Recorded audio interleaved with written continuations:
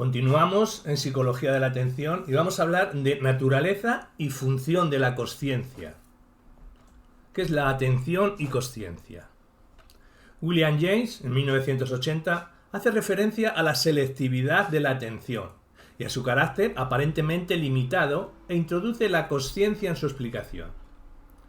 Todo el mundo sabe lo que es la atención, y añadió: la mente toma posesión de manera clara y lúcida de uno de los dos o los varios objetos o cadenas de pensamiento que aparecen simultáneamente. La focalización y la concentración de la consciencia constituyen su esencia, dejando a un lado algunas cosas para abordar otras eficazmente.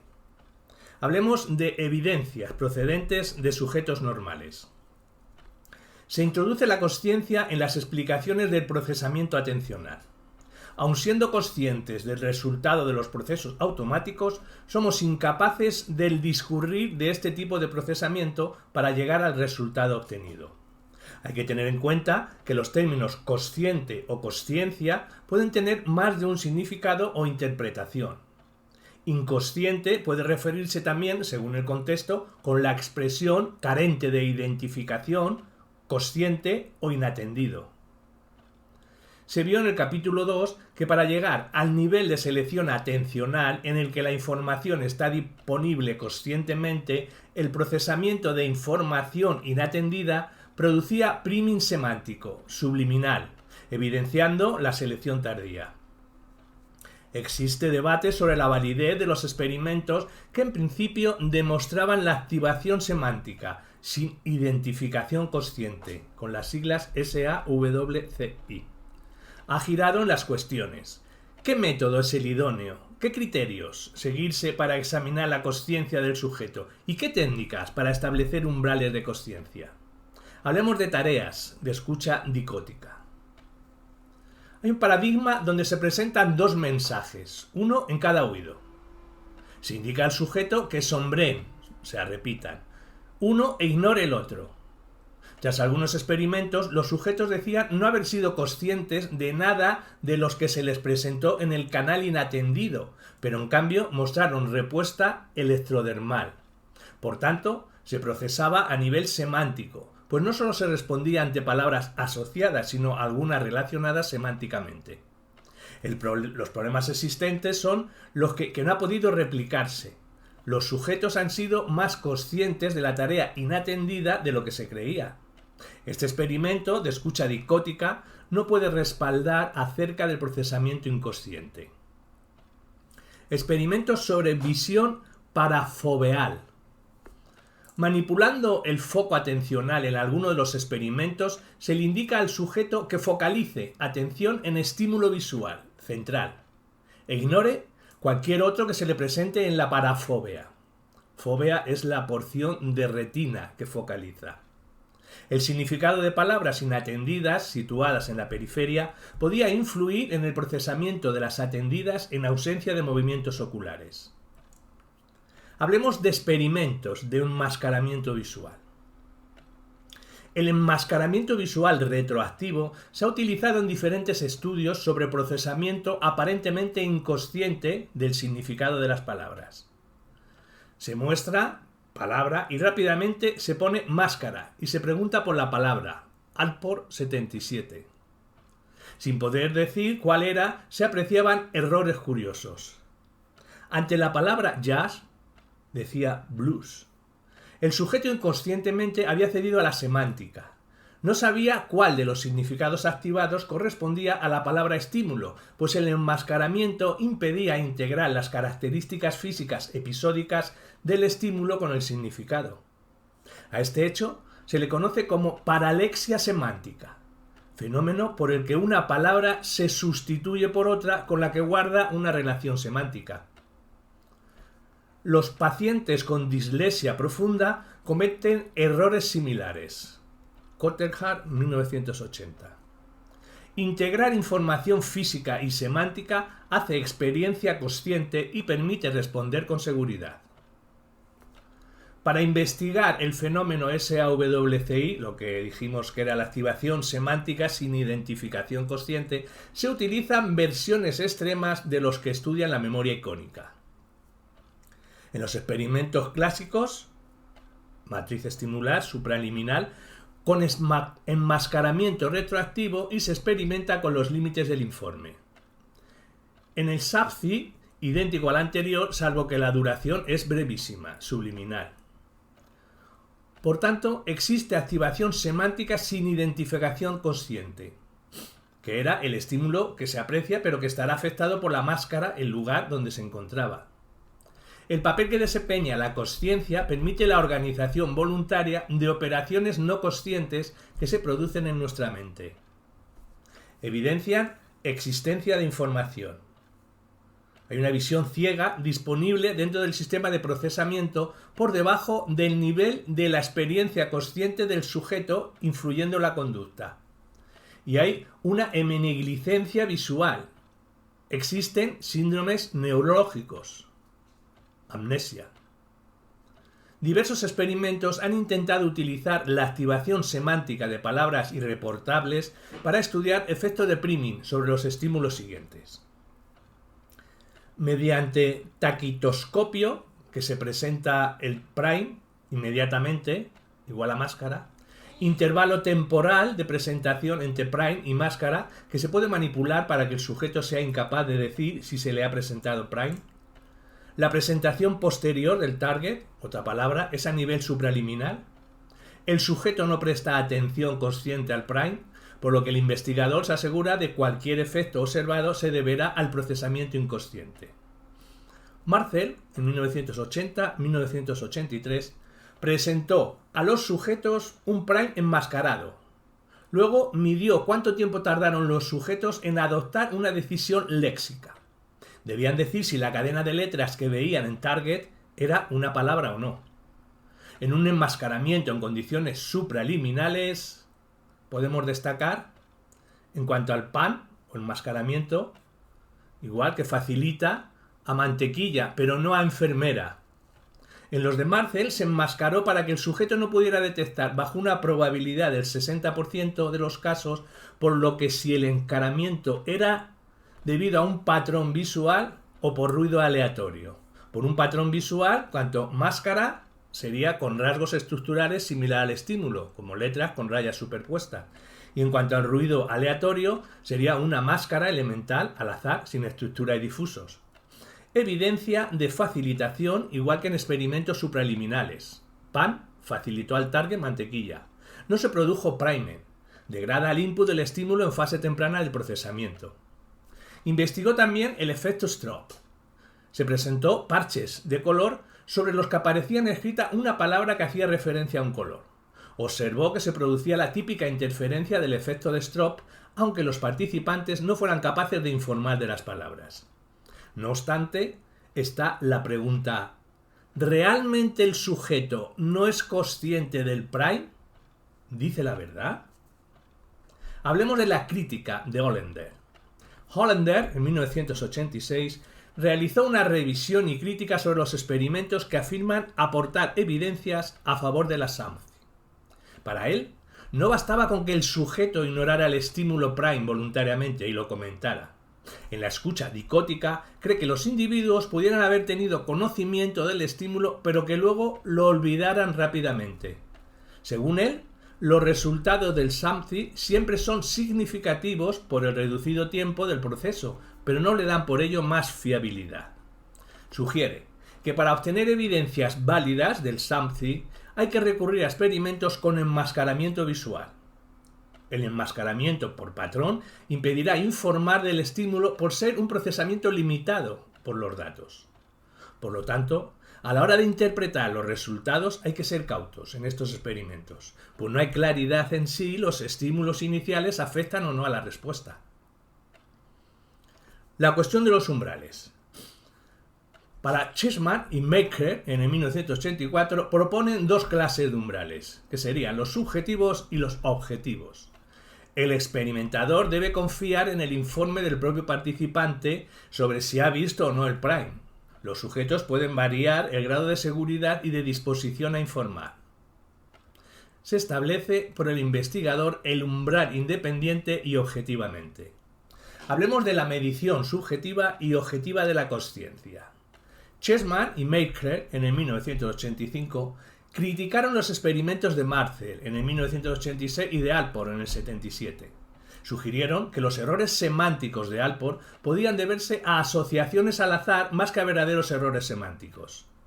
Demostraron que otros problemas eran que las estrategias de respuesta constituían un factor importante en los experimentos de priming. Su experimento consistió en replicar el de Marcel, en 1983, pidiendo a los sujetos que decidieran. 3 puntos. 1. ¿Cuál de dos alternativas se asemejaba más a la palabra enmascarada en cuanto a significado? 2. ¿Cuál de dos palabras se asemejaba más ahora desde el punto de vista grafémico? Y 3. ¿Qué se les había presentado? ¿Palabra o pantalla en blanco? Los resultados iniciales de Marcel arrojaban que, en ausencia de experiencia perceptiva, las estrategias de respuesta mejoraban el rendimiento que si se respondía al azar. Pero Chessman y Coles comentaban que sugerían problemas con ello a no ser que se eliminaran las estrategias de respuesta de la explicación del priming semántico subliminal. Otro detalle criticado era la determinación del criterio de rendimiento al azar y la utilización de umbrales subjetivos. Investigaron también el efecto de priming en el strop palabra-color, utilizando umbral objetivo en el que los sujetos no eran capaces de discriminar entre las palabras de la prueba de elección forzada. No encontraron evidencia de procesamiento inconsciente, no se produjo interferencia, pero sí entre los diferentes umbrales. Hallaron procesamiento consciente e inconsciente por encima del umbral objetivo. El umbral subjetivo es la transición entre el procesamiento inconsciente y el consciente. Se puede hallar sensibilidad a eventos perceptivos por debajo del umbral subjetivo, aunque los sujetos declaren no haber tenido conocimiento consciente de ellos. A continuación hablemos de priming por debajo del umbral objetivo. Chessman y Maker, en el 1985, dijeron que en el umbral objetivo y por debajo no existe posibilidad de encontrar efectos de priming semántico porque no hay registros perceptivos en los que pueda basarse. Ken Belbler e Hill, en el 1988, recopilaron y modificaron problemas metodológicos que observaban en el trabajo de Chessman y Coles. Estos demostraron que existían efectos de priming semántico al presentar primes con enmascaramiento por patrón un 10% por debajo del umbral de detección objetivo. Criticaron procedimientos de discriminación de identidades de 4 opciones. Citar el sujeto, cuál de 4 palabras de color enmascaradas les había presentado, pues no evalúa el umbral de discriminación y además hay que tener en cuenta la preferencia de cada sujeto por colores concretos. Para encontrar evidencias sólidas del priming en el umbral objetivo es necesario 1. Emplear la detección en lugar de discriminación de identidades para determinar los umbrales. 2. Demostrar las respuestas no discriminativas en el umbral según los criterios de Maker, en el 82. Y tercero, demostrar que la magnitud de cualquier efecto de priming no guarda una relación significativa con el rendimiento en la detección. Maker, en el 1982, presentó directrices estadísticas acerca del uso de intervalos de confianza para asegurar que la distribución de respuestas siguiera una forma aleatoria, utilizándose todos los tipos de categoría de respuesta. Ken Belbler y Hill, en el 88, midieron el criterio objetivo de forma individual y minuciosa. Situaron el SOA de la máscara del prime un 10% por debajo de ese nivel. Utilizaron una medida de la teoría de detección de señales, que establece una correlación con los efectos de priming de análisis estadísticos complejo hallado. Hubo una presentación dicóptica y binocular con iguales condiciones de iluminación durante el experimento. Otros autores, en 1989, comunicaron también la aparición de priming subliminal cumpliéndose unas determinadas condiciones, diferentes a las anteriores. Hablemos de ceguera inatencional. Hay experimentos en donde a los sujetos no se les indica que ignoren todo, ni tampoco se establecen condiciones de enmascaramiento o determinación de umbral, y así de esta manera asegurar que los estímulos críticos sean inatendidos. Esto no se ve. El parpadeo atencional con las siglas PA y ceguera para la repetición con las siglas, denominaremos con las siglas CR. Pues hay una limitación temporal en la acción. Mark y Rock, en 1998, estudiaron la ceguera inatencional. Los participantes debían atender una parte de una presentación. No se indicó que ignoraran otro detalle. Debían descubrir si el estímulo inatendido e inesperado se procesaba fuera del foco atencional. En los dos primeros ensayos se les requería indicar qué brazo de una cruz era el más largo. En el tercer ensayo se añadía de fondo una palabra. El 60% de los sujetos mostraron ceguera al hecho de haber visto palabra alguna o que fuera una presentación diferente a las anteriores. Posteriormente, para averiguar si dicha palabra había sido objeto de procesamiento, utilizaron tareas de priming con elección forzada y de completar fragmentos de palabras.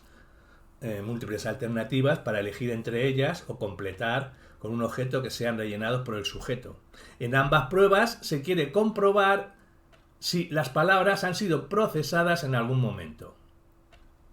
Los datos aportaron la activación semántica de palabras, aunque éstas no se puedan comunicar conscientemente, y también que sin atención visual, estímulos como palabras no alcanzan una forma de representación que se pueda comunicar.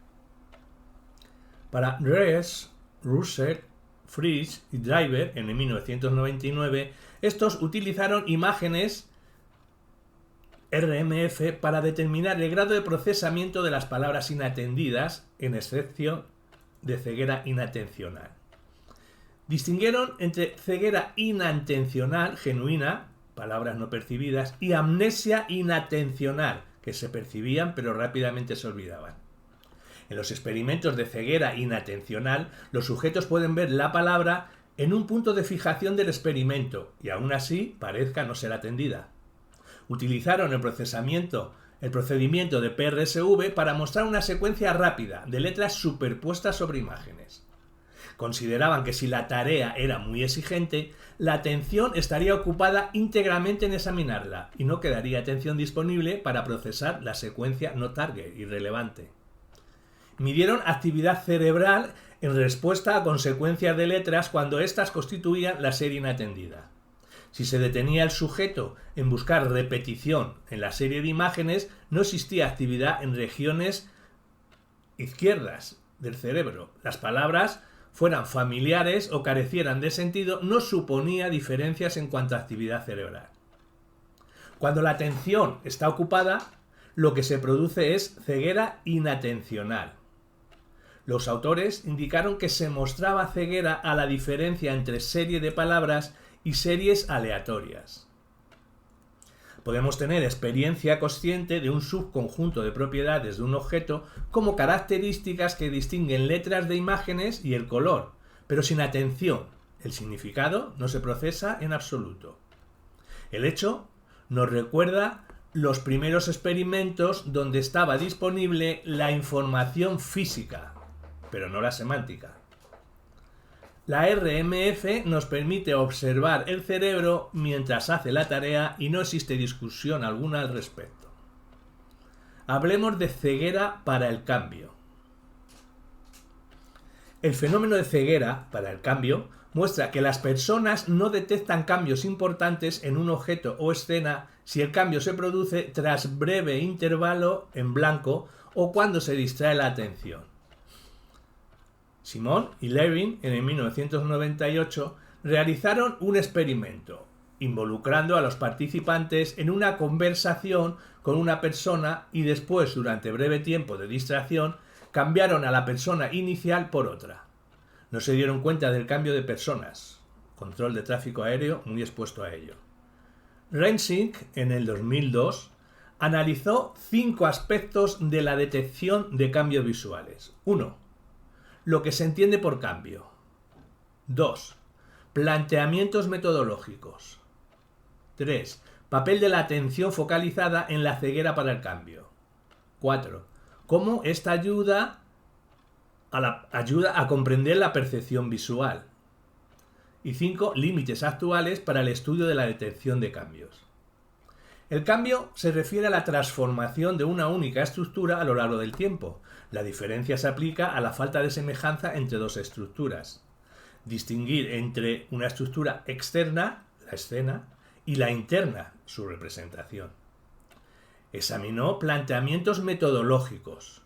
Consideró que los estudios previos era de una sola tacada, un cambio realizado una sola vez en cada ensayo, minimizando movimientos oculares y MLP parecidos a los de la vida real. Esta ceguera para el cambio se pudo encontrar en muy diversas situaciones, fundamental para explicar el cómo percibimos el mundo circundante. Solo se produce cuando se desvía momentáneamente la atención del estímulo original. Si el cambio no controla exógenamente la atención focalizada, pasará desapercibido. En esta es la que ayuda a entender en qué consiste y qué hace la atención focalizada. La atención focal sirve para elaborar una representación más específica y relevante para la tarea en curso. Si los procesos preatencionales entraban en juego al guiar el foco atencional hacia el lugar que había cambiado, deberían acelerar la respuesta y que la pendiente de búsqueda del TR con respecto al tamaño de la presentación sería más plana que si la búsqueda fuera estrictamente serial, basada exclusivamente en la atención focal. Los cambios inatendidos podían controlar la focalización de la atención y TR plana, X.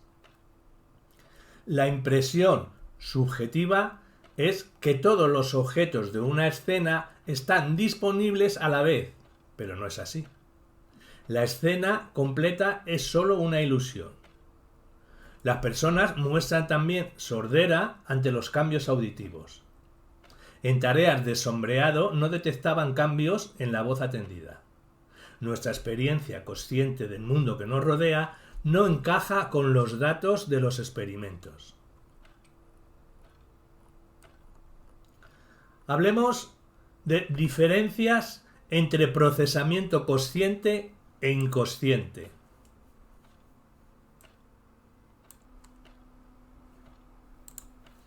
La consciencia de un estímulo provoca que se controle la acción, pero la información inconsciente da lugar a reacciones automáticas incontrolables.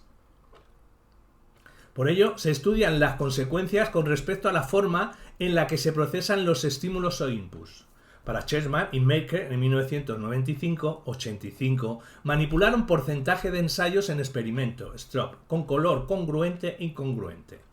Observaron que por encima del umbral subjetivo, si existía probabilidad de congruencia, había una estrategia del sujeto, con lo cual se producían efectos de interferencia mayor de lo normal por los estímulos incongruentes.